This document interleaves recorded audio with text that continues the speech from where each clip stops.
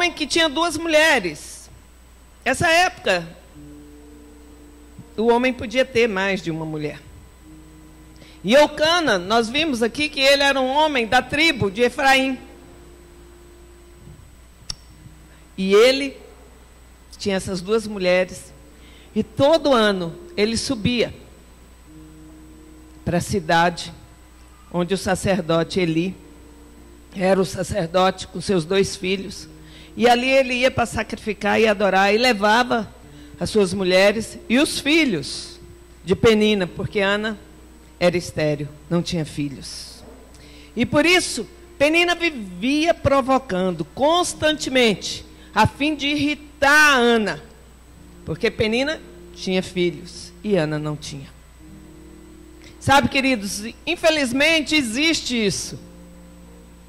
Pessoas que, consciente ou inconsciente, de uma maneira direta ou indireta, ficam provocando as outras pessoas a respeito daquilo que elas não têm e que a pessoa tem. Ana tinha um amor do esposo, Eucana. Ele amava mais do que a Penina. Mas, irmãos, isso não era suficiente para consolar ela. Ele dava tudo para ela, porque Eucana era rico. Dava tudo para Ana. E ainda a porção do sacrifício, ele dava dobrada. A porção para Ana, quando ela ia lá sacrificar. Mas nada disso consolava ela. Não era isso que ela queria.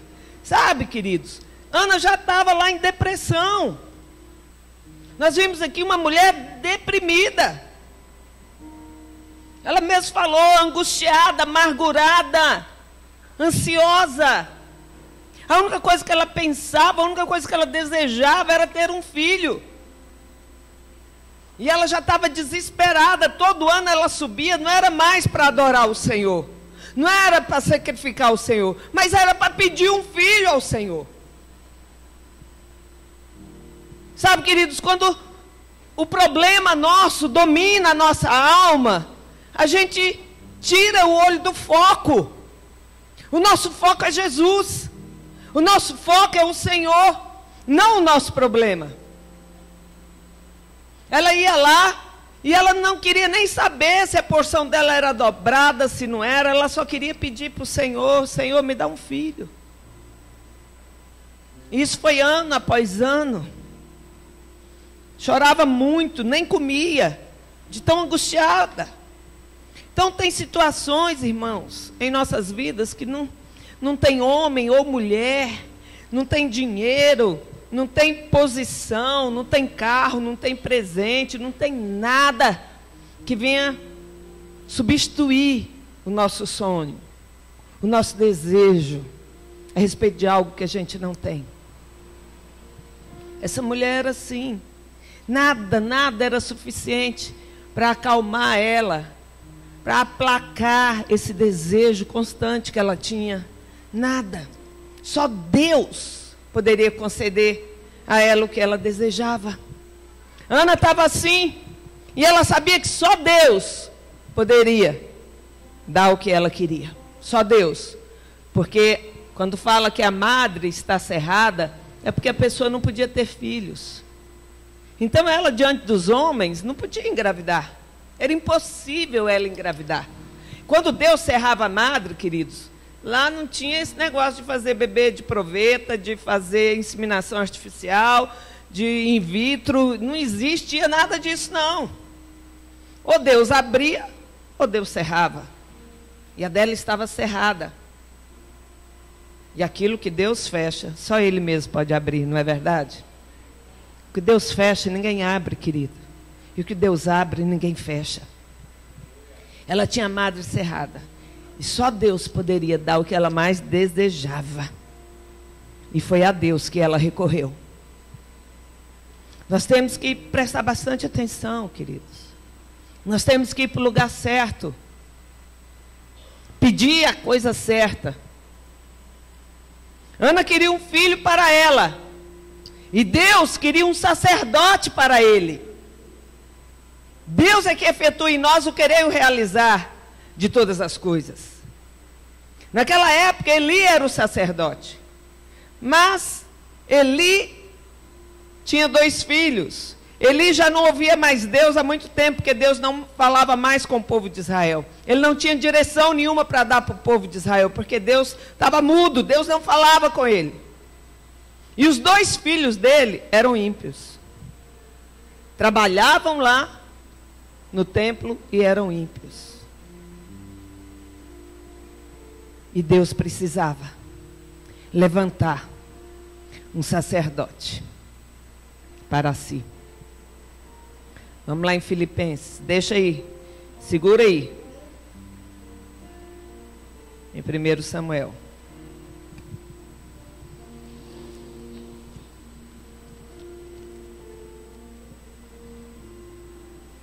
Filipenses 2:13. Diz assim para o seu irmão, olha bem para ele e repete comigo assim: porque Deus é quem efetua em vós tanto querer como realizar, segundo a sua boa vontade. Você crê nisso? Amém?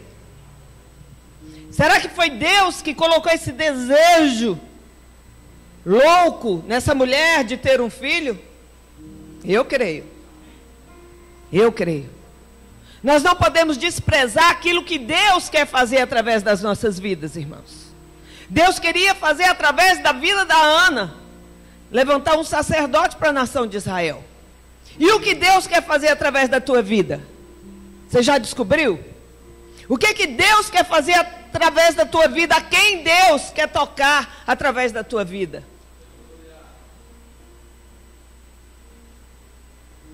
Qual é a coisa que você mais deseja fazer nessa vida para Deus? Isso é Deus que está efetuando o querer no seu coração.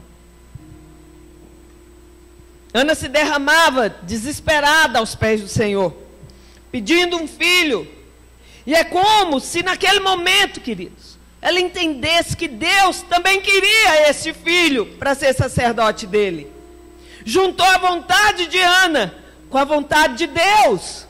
Quando a nossa vontade se alinha com a vontade de Deus, querido, e a gente se derrama, e a gente se prostra, e a gente se humilha, e a gente declara que não há outro jeito a não ser o Senhor, queridos, não tem como o Senhor não abençoar. E assim ela fez. Só que ela fez um voto. Muitas vezes nós pedimos coisas para nós mesmos, só para nós, para o benefício nosso. Lá em Tiago fala, pedis e nada teis, porque pedis mal, pedis para esbanjardes nos vossos próprios deleites, nos vossos próprios prazeres. Não é desse tipo de desejo que eu estou falando, não é desse tipo de vontade que eu estou falando, para saciar a carne, mas de uma vontade que vai muito além disso. Uma vontade que vai e se junta com a vontade de Deus. E foi assim. Ana estava lá, clamando, desesperada, angustiada, aos pés do Senhor. E aí ela faz um voto. Ela diz ao Senhor: Senhor, se tu me deres um filho varão, depois que ele tiver amamentado, acabar o tempo da amamentação. Naquela época, crianças, irmãos, a amamentação não era 2 meses, 3 meses, 1 ano. A amamentação, esse período de amamentação, era o período que a criança ficava com a mãe. Geralmente ia até 8 anos de idade.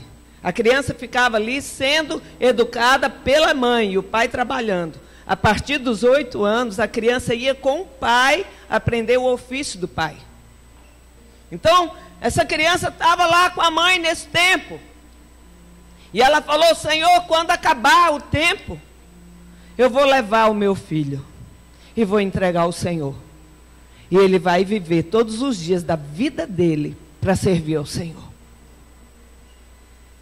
Ela fez esse voto.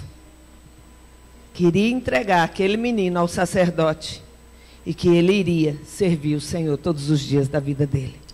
Então, irmãos, ela ia todos os anos lá sacrificar, não ia? Nós lemos, ela ia. Mas só depois que ela fez o voto, é que Deus respondeu. Ai, ai, ai. Deus às vezes quer nos dar algo, mas Deus espera uma entrega também de nós.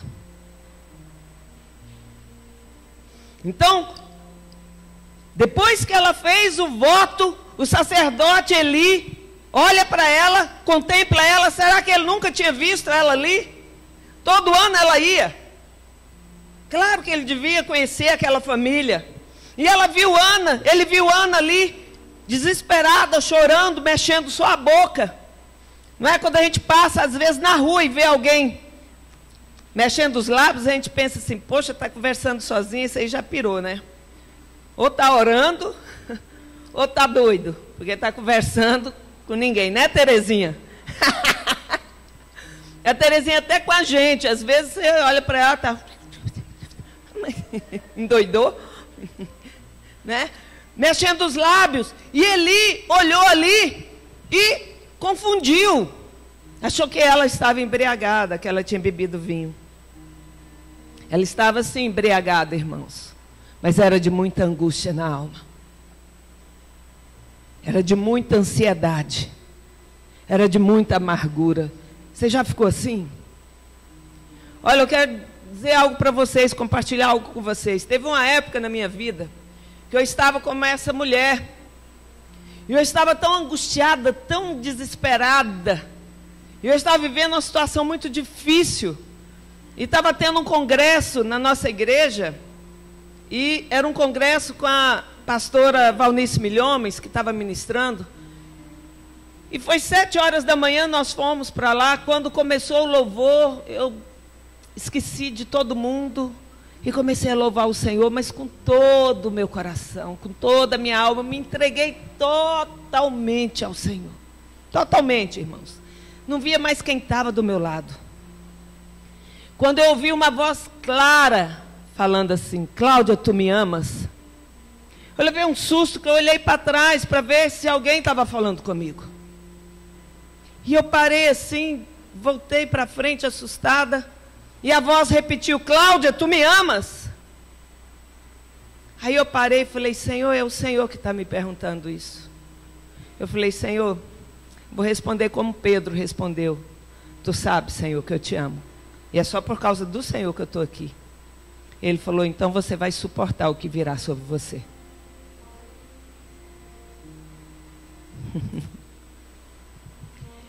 Sabe, às vezes a gente pensa, querido, que tudo que é bom vem de Deus e tudo que é ruim vem do diabo. Isso é mentira. Nem tudo que é bom para a nossa alma, para a nossa carne, vem de Deus. Às vezes o Senhor tem que trazer coisas difíceis para nós. Mas para quê? Para nos moldar, para nos preparar, para algo que Ele está vendo lá na frente. E eu digo a vocês, queridos, se eu não tivesse passado por todo um processo de trituração, eu não estaria hoje aqui ministrando nada para vocês. Não estaria mesmo. Não suportaria. O Senhor nos forja, é na batalha, é na dificuldade, é na angústia, é na ansiedade, é no momento difícil, é no momento que você está desesperado. Tinha dias que eu falava assim, Senhor, deixa eu pelo menos respirar um pouquinho. Era como se eu estivesse no meio de muitas águas. Eu falava, Senhor, deixa eu pôr a cabeça para fora e puxar um fôlego, porque eu não tenho mais fôlego. E eu digo para vocês, queridos, eu suportei. Sabe por quê? A palavra de Deus diz que Deus não dá nada que seja maior do que as nossas forças para suportar. E eu te digo, Ele dá sim, porque é Ele que nos dá o suporte. Porque, querido, se eu soubesse o que eu ia passar, eu teria, me mandado há muito tempo. Mas o Senhor dá e dá o suporte. E o suporte dEle é a mão dEle, toda poderosa, que nos sustenta e que fala assim, você vai conseguir. Você vai vencer. Olha aí para o teu irmão e diz, você vai vencer. Você vai conseguir. Que o Senhor dos Exércitos está contigo. Amém? Então Ana estava ali, desesperada, de tanta angústia, e o sacerdote vem e faz uma oração tão simples, uma oração tão rápida. Ele não perguntou para ela: Ana, vem cá, então qual é esse desejo que você está tão desesperada? Ele não perguntou nada para ela. Quando ela falou que não estava embriagada, ele responde o quê? Então que o Deus de Israel te conceda a tua petição, vai-te em paz. Foi só isso que ele falou. E a mesma coisa eu digo para você, querido, que está desesperado pedindo algo para o Senhor, que o Deus de Israel te conceda a tua petição, e que você vá em paz nessa noite, que você saia daqui diferente do jeito que você entrou. Amém? Foi isso que Eli falou para ela, apenas isso. Ele não perguntou qual é o teu pedido. E se ela tivesse pedindo que o marido morresse? Ele não perguntou nada. Às vezes a pessoa vem para a gente orar e a gente fala: o que você quer pedir? O que você quer que eu ore? Porque hoje em dia também existem desejos no nosso coração, queridos, que são desejos da nossa carne, da nossa alma. Mas lá, eu creio que o sacerdote foi tomado também de uma fé para poder falar aquilo para aquela mulher. Porque se ele não tivesse fé em Deus, ele não falaria aquilo. Ele iria falar: ó, minha filha, vai lá, sacrifica, faz o que você tem que fazer e vai para a tua casa. Para de chorar. Não, mas ele creu que Deus poderia responder. Sabe por quê, irmãos? Porque Deus não resiste a um coração quebrantado e contrito na sua presença. Não tem como Deus resistir a alguém que está desesperado, se humilhando diante do Senhor. Alguém que não deseja mais nada nessa vida, a não ser ter contato com Deus. Aquela mulher reconheceu que só Deus poderia ser na vida dela. Ela não queria mais nada, ela não queria nada de ninguém. O próprio marido falou: vem cá, eu sou melhor para você do que 10 filhos, presunçoso ele.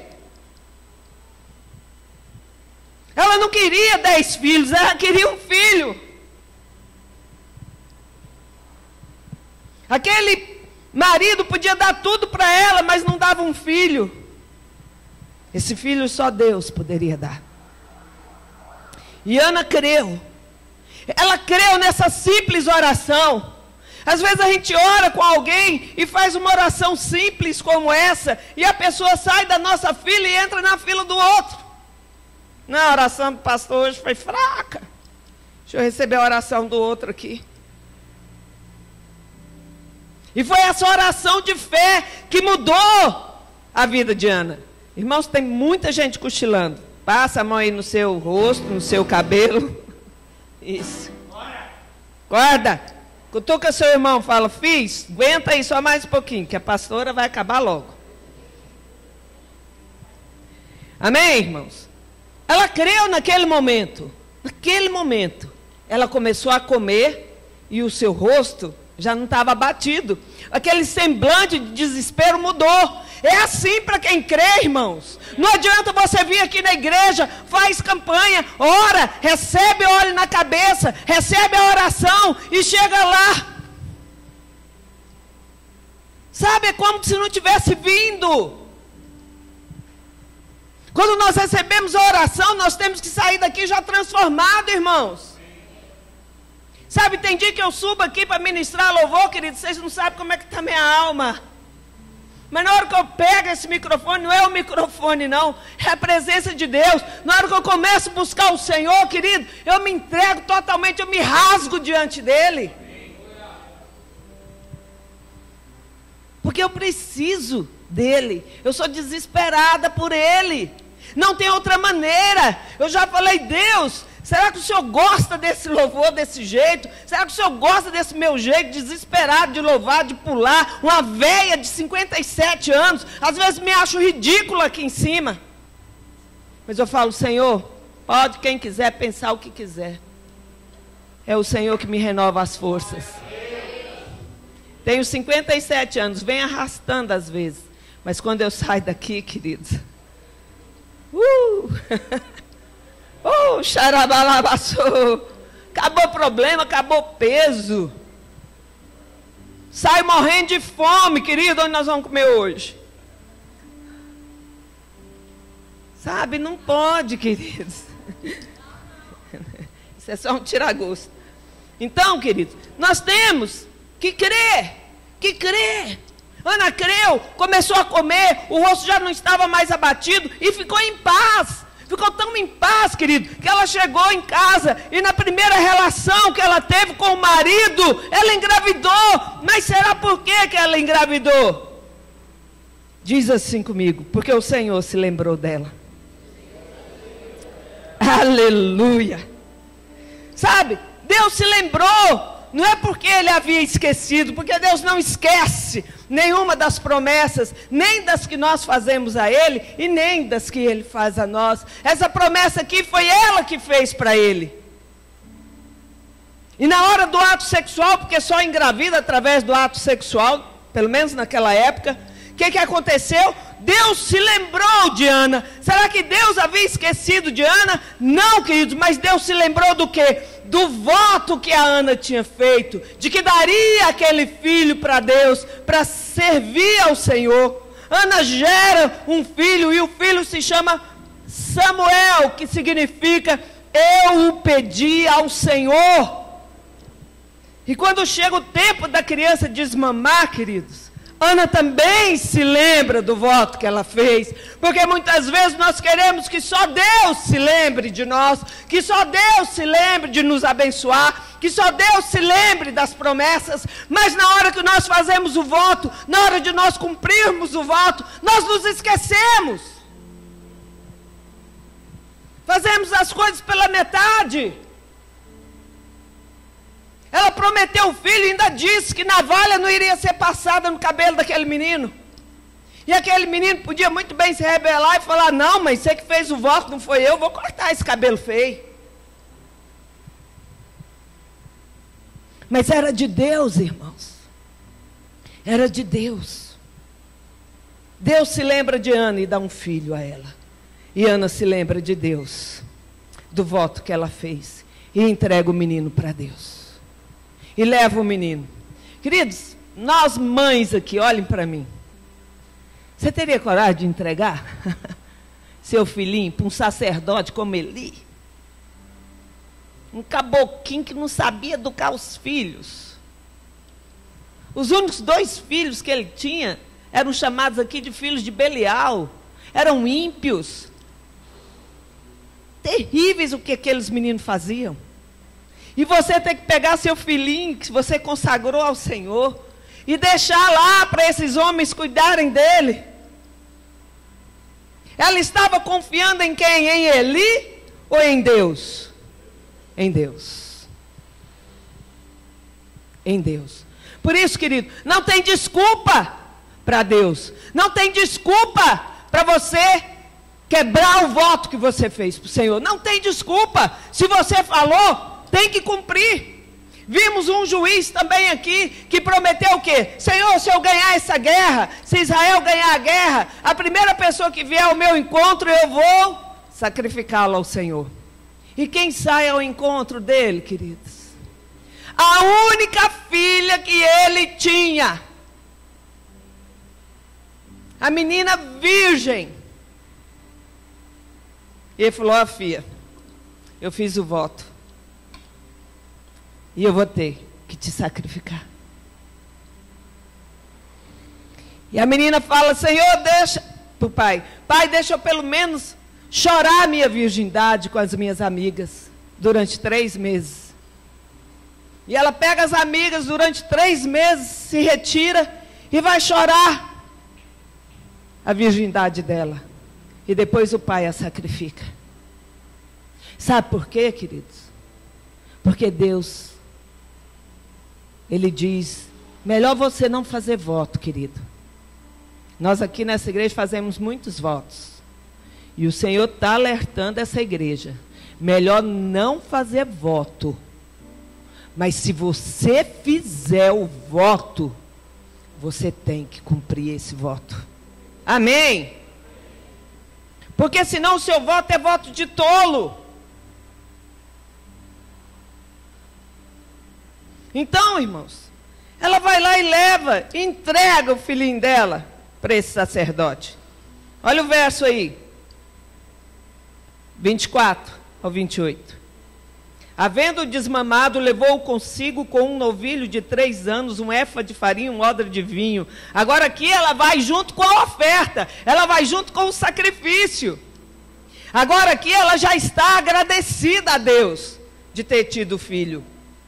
E o apresentou à casa do Senhor, a Siló. Era o menino ainda muito criança.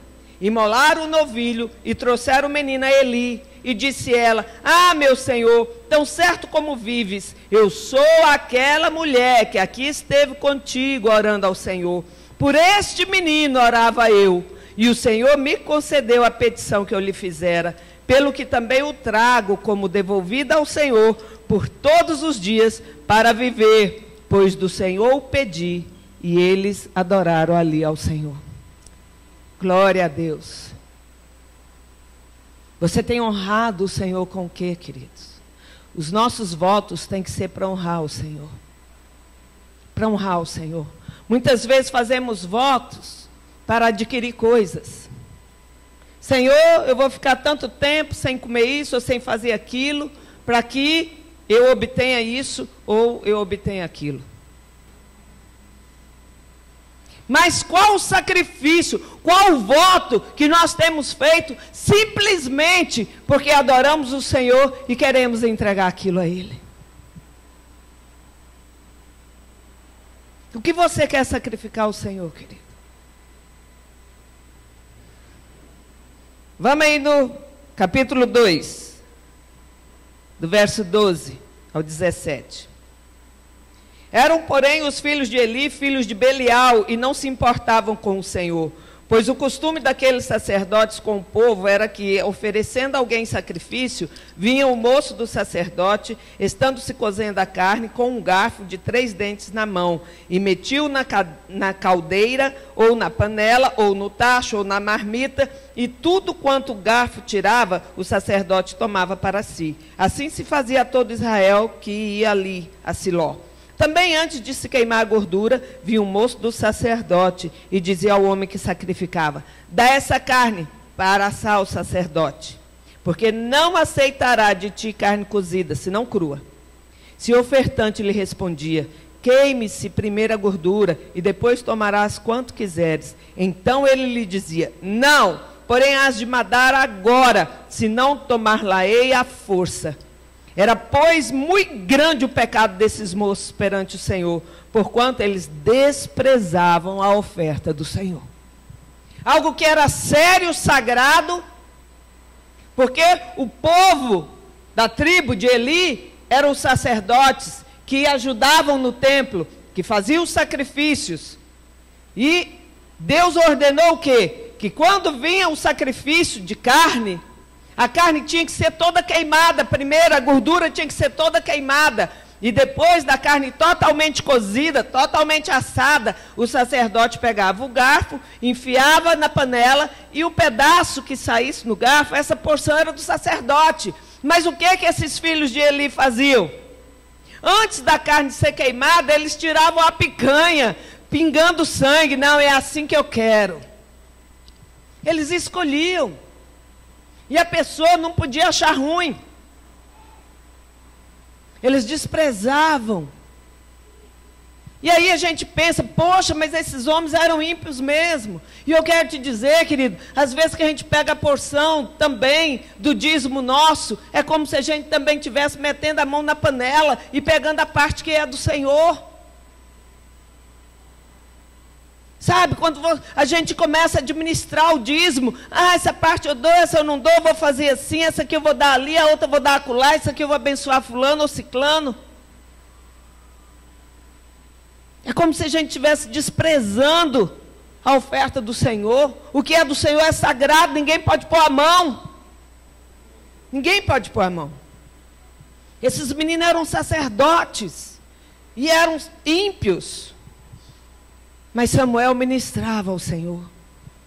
Sabe, queridos, eu creio que a maioria daqui dos irmãos conhece a história do meu filho, pastor Lucas. E sabe que o Lucas, por um tempo, ele desviou totalmente dos caminhos do Senhor. Mas eu colocava o Lucas para tocar. Nossa igreja era pequena. E Deus tomava esse menino, às vezes, e ele pegava esse violão, e quando ele começava a tocar, às vezes o Senhor vinha de tal forma sobre ele, que ele largava o violão, se deitava no chão e gritava e chorava desesperado. E por muitas vezes o Lucas fez isso.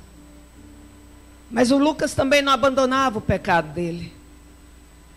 E um dia eu cheguei nele e falei: meu filho, olha o que você está fazendo.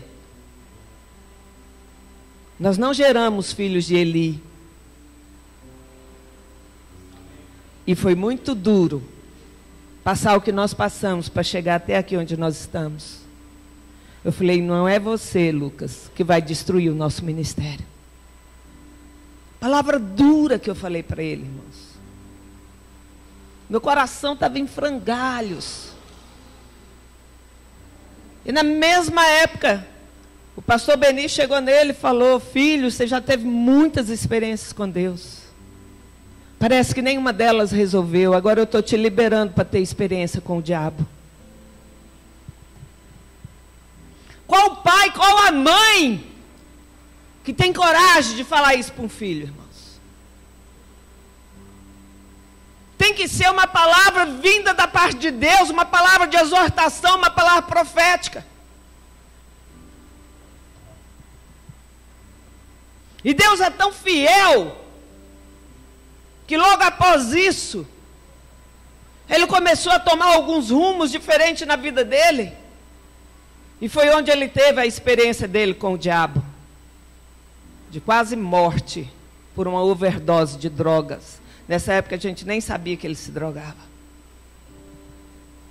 E lá naquele lugar de pecado, lá naquele lugar de morte, o Senhor disse a ele: Lucas, você não vai morrer dessa overdose.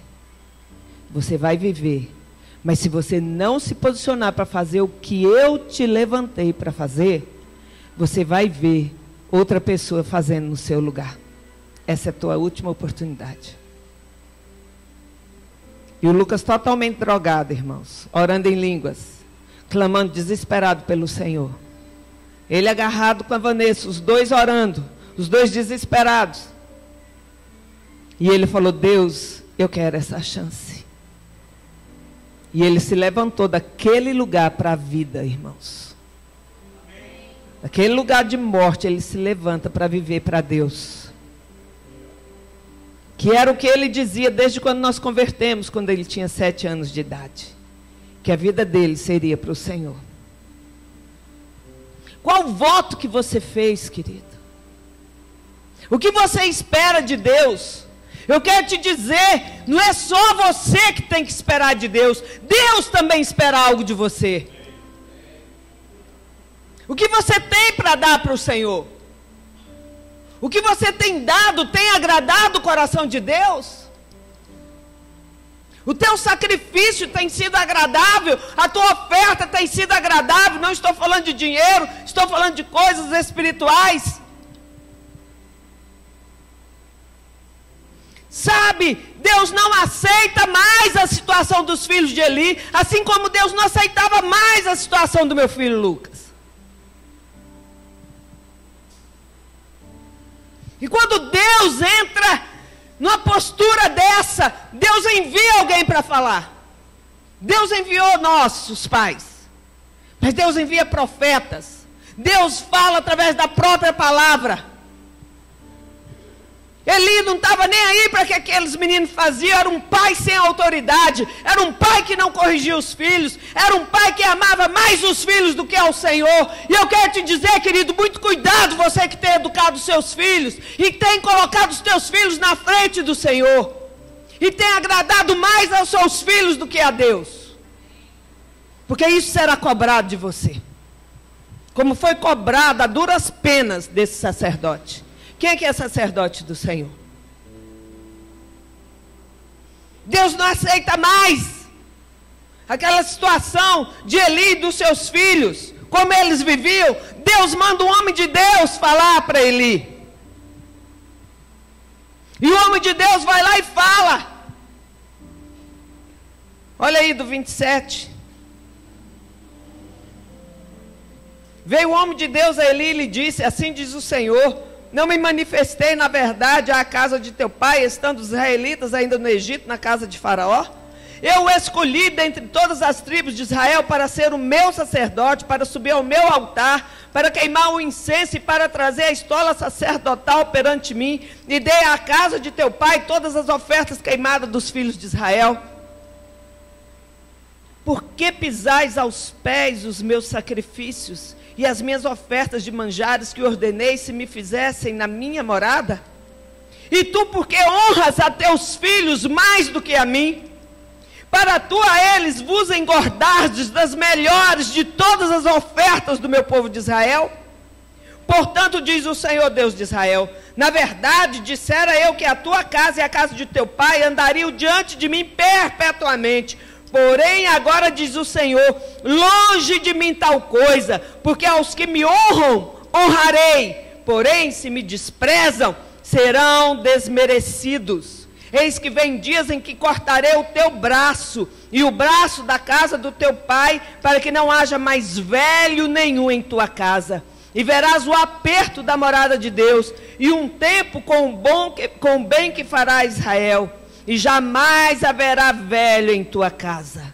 O homem, porém, da tua linhagem, a quem eu não afastar do meu altar, será para te consumir os olhos e para te entristecer a alma. E todos os descendentes da tua casa morrerão na flor da idade. Ser-te-á por sinal o que sobrevirá a teus 2 filhos, a Ofni e Finéias.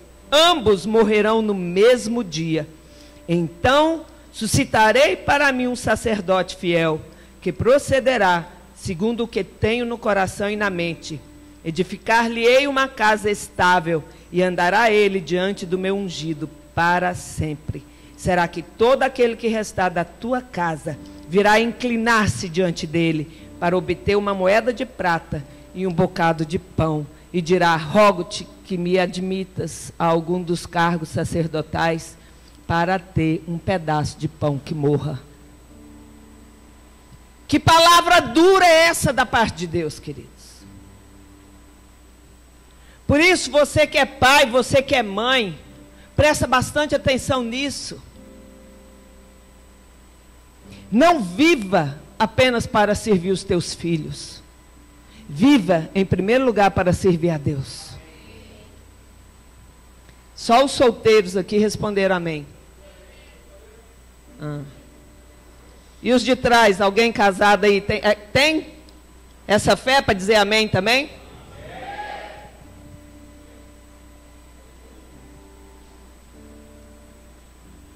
Mesmo depois de toda essa palavra, irmãos, eles não mudam. Eles não mudaram. Continuaram na mesma postura. E aí Deus usa o próprio Samuel para falar com Eli. Deus já não falava mais. Mas Deus começa a falar com aquele pequeno sacerdote. Samuel todo ano recebia uma túnica nova da mãe dele, sacerdotal. Devia ser muito bonitinho ele vestidinho de sacerdote. E ele ministrava lá diante do Senhor todo ano. Todo ano. Ele ministrava diante do Senhor. E o Senhor dá o recado para o próprio Samuel, falando a mesma palavra, que os filhos de Eli iriam morrer no mesmo dia. E tudo aconteceu como Deus falou. Eles morreram. Os filisteus foram em guerra, roubaram a arca de Deus, mataram os filhos de Eli. E quando foram dar a notícia para Eli, Eli já era gordo, porque vivia comendo a carne melhor, vivia sentado.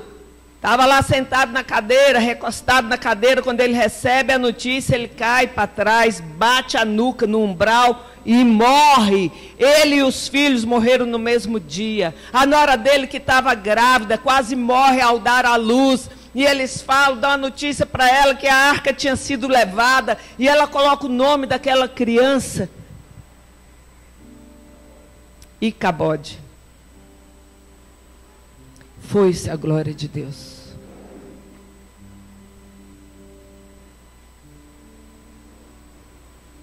Eu pergunto a você, a glória de Deus na tua vida? A glória de Deus na tua casa? Quando, irmãos, a gente ministra aqui, queridos, clame pela glória de Deus, peça pela glória de Deus. Quantos corinhos a gente clama aqui e ora e louva o Senhor, derrama a sua glória, vem com a sua glória. É a glória de Deus que faz a diferença. Se nós não estivermos debaixo dessa glória, nós não temos direção. Se nós não estivermos debaixo dessa glória, nós não temos capacidade para ouvir a voz do Senhor. Samuel toma o lugar de Eli. Deus mesmo suscitou um sacerdote para ele. E Samuel não era da tribo de Levi. Samuel era filho do Efraimita. Ele era da tribo de Efraim. Mas Deus nessa altura já nem se importava mais com isso. Deus levanta alguém segundo o coração dele para ser o sacerdote. E Samuel, no final da sua vida, já em idade avançada, ele levanta os filhos, 2 filhos que ele tinha também, para serem sacerdotes. Só que esses meninos também eram terríveis. Para encerrar, abra aí no capítulo 8, do 1 ao 5. Tendo Samuel envelhecido, constituiu seus filhos por juízo sobre Israel. O primogênito chamava-se Joel e o segundo Abias. E foram juízes em Berseba. Porém, seus filhos não andaram pelos caminhos dele. Antes se inclinaram à avareza e aceitaram os subornos e perverteram o direito. Então os anciãos todos de Israel se congregaram e vieram a Samuel a Ramá e lhe disseram: vê, já estás velho e teus filhos não andam pelos teus caminhos. Constitui-nos, pois, agora um rei sobre nós, para que nos governe como tem todas as nações. Quando não tem mais glória de Deus, querido, o homem começa a andar pela glória do homem. O homem começa a procurar o que o outro homem tem para dar. O povo de Israel se cansou, porque todos que eram levantados começavam a praticar o que era mal. Quando o juiz era bom, tudo ia bem com Israel. E ali, irmãos, eles começam a pedir: ó, nós não queremos mais Deus. Não queremos mais nos achegarmos a Ele. Dai-nos um rei aí como os outros povos. Samuel ainda falou: olha o que vocês estão pedindo. O rei vai oprimir vocês. Tudo que vocês têm vai ser dele. A colheita, o melhor da colheita vai ser dele. Suas filhas, seus filhos vão ser servos dele. Não, mas nós queremos um rei. Eles preferiam dar para o homem o que eles não tinham coragem de dar para Deus. E eu pergunto a vocês, queridos: que filhos vocês têm gerado? Você tem gerado um Samuel? Você tem gerado uma criança que olha para você e vê você adorando, e vê você tendo prazer de vir à igreja, e vê você tendo prazer em dar o seu dízimo, a sua oferta, e vê você tendo prazer de fazer a obra a quem você foi chamado? Ou o seu filho vê você murmurando todas as vezes que vem para a igreja: poxa, mas hoje tem que ir de novo, não queria ir hoje, estou tão cansado, queria ficar em casa. Ah, mas tenho que ir. Vê você murmurando, vê você usando as coisas de Deus. E depois, quando o teu filho cresce, você quer que ele seja um homem de Deus. Você quer que a tua filha seja uma mulher de Deus. Sabe, queridos, eu profetizo que a nossa geração vai gerar Samuel para o Senhor. Que os nossos filhos serão sacerdotes levantados por Deus para mudar essa nação, para mudar essa geração. Quem crê nisso, fique de pé. Quem quer isso, fique de pé. Quem quer isso, levanta a mão e começa a orar agora pelos teus filhos. Começa a orar agora pela tua família. Começa a apresentar os teus filhos diante do Senhor. Peça pela glória de Deus sobre a tua casa. Peça pela glória de Deus sobre a tua família. Aliás, nós estamos fazendo nos cultos de quinta campanha, irmãos, para alcançar as nossas famílias, para que o Senhor salve a nossa família. E poucos vieram. Não tinham nem 15 pessoas quinta-feira passada. Você quer que a sua família seja alcançada? Você quer que a glória de Deus venha sobre a tua casa? Querido, busque isso desesperadamente. Busque isso verdadeiramente com todo o teu coração. Não fale mal da tua igreja. Não fale mal dos teus pastores. Não fale mal da obra de Deus. Não reclame, não murmure do que você tem que fazer para o Senhor. Porque os teus filhos têm ouvidos e estão lá ouvindo. E quando eles forem maiores, eles também não vão querer. E aí você vai querer obrigá-los, mas não dará mais tempo para isso.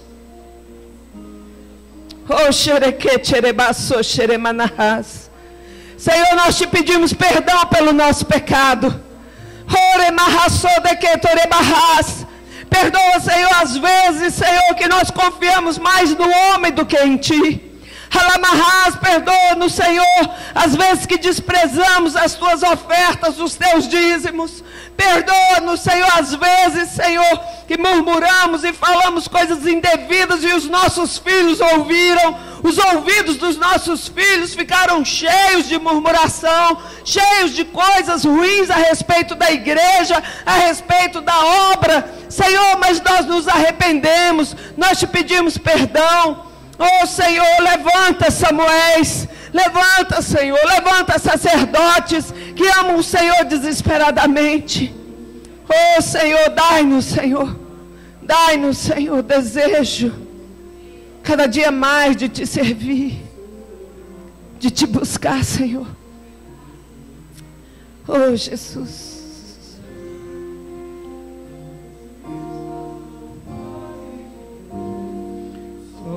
De Deus jamais vou morrer. Não desista.